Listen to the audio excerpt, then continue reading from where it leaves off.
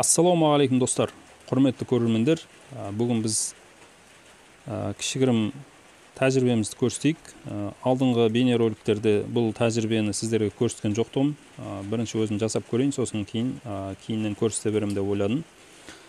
Жалпы осылайынан мынандай пластмасса ыдысқа астына екі қатар кәдімгі қол сүртетін салфетка, одноразовый салфетка, сондай салфетканы салып, және де үстіне қарбыздарымызды қойып, содан кейін қайтадан тура сол секілді екі қатар салфетканы салып, жауып, осылайынан үстіне жақсылап су шаштым. Солай су шашып, ылғалдап, осылай ылғалдап, бетін жауып, үйге жылы жерге қойып қойғам. Үйде әрине жылы болады, сондықтан тезірек өніп шығады екен. Міне оған көз жеткізіп отырмыз.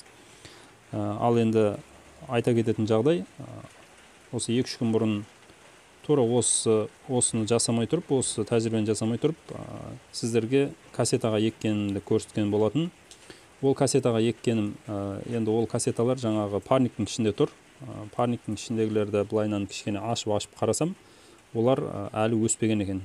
Басым көпшілігі ешқандай бүршік жармаған, ешқандай әрекетте болмаған. Бірнеше жерін ашып көрдім. Бірақ біреуін байқадым, енді кішкене жаңағыдай бүршік жарып жатыр екен. Енді бұл жерде айта кететін нәрсе, жалпы осылайынан жасасаңыздар, ең бірінші үйде 1-2 күн, 2 күнде бүршік жарды негізі, үшінші күннен асып жатыр енді. Осылайынан үй жағдайында жасап, кішкене бүршік жарғызып алып, содан кейін барып кассетаға еккен жақсы болады екен. Жаңағыдай шығып, ертерек жетілуіне себеп болады екен да. Және де мына жерде көресіздер, қайсысы шығып жатыр, қалай болып жатыр, шыққандарын алып егіп қоясыздар, шықпағандарын сол күйі осындай жылы жерде сақтап, кішкене уақыт бөлесіздер оған. Енді бұл жерде былайынан егеміз енді. Міне бүршік жарғандарын аламыз, бүршігін сындырып алмай. Міне байқасаңыздар, міне үлкен болып бүршік жарып тұр қазіргі уақытта. Осы бүршігін төмен қаратып, бұл енді тамыры болады. Сондықтан төмен қарай кішкене жерге қарай кіргізіп қоямыз. Осылайынан кішкене жерге кіргізіп қоямыз. Осылайынан жалғастырып, барлығын егіп шығатын боламыз. Одан кейін, осылайынан жасағаннан кейін, бетіне кішкене топырақтан сеуіп қойсаңыздар болады. Жалпы қатты жауып тастаудың қажеті жоқ. Солай жасап қойсаңыздар жақсы болады. Жалпы бүгінгі бейнеролик ұнаған болса, өздеріңіздің пікірлеріңізді қалдырыңыздар. Және де үлпілдеріңізді басып, біздің арнаға тіркелуді ұмытпаңыздар. Және де біздің YouTube арнамызға да тіркеліп, ол жерде де қызықты ақпараттармен бөлісетін болам.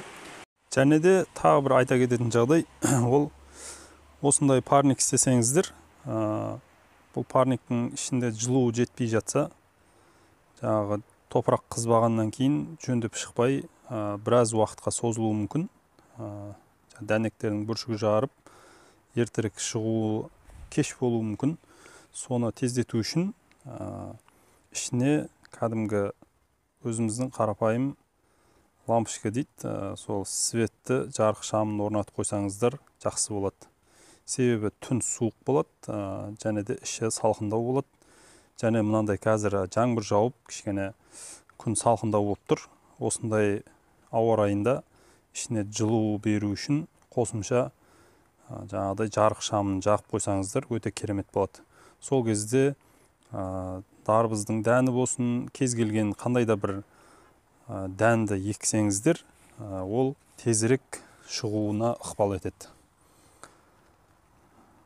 Енді мына кассетаға бүршік жарып қойған қарбыздарды ектім. Қазір бетін мынадай етіп кішкене жаңағы пленкамен жабатын болам. Енді алдағы уақытта қайсысы қандай нәтиже беретінін көрсететін болам. Алла қаласа біздің каналдарымызға қолдауларыңызды білдіріп, лүпілдеріңізді басып біздің каналдарға тіркеліп қойыңыздар.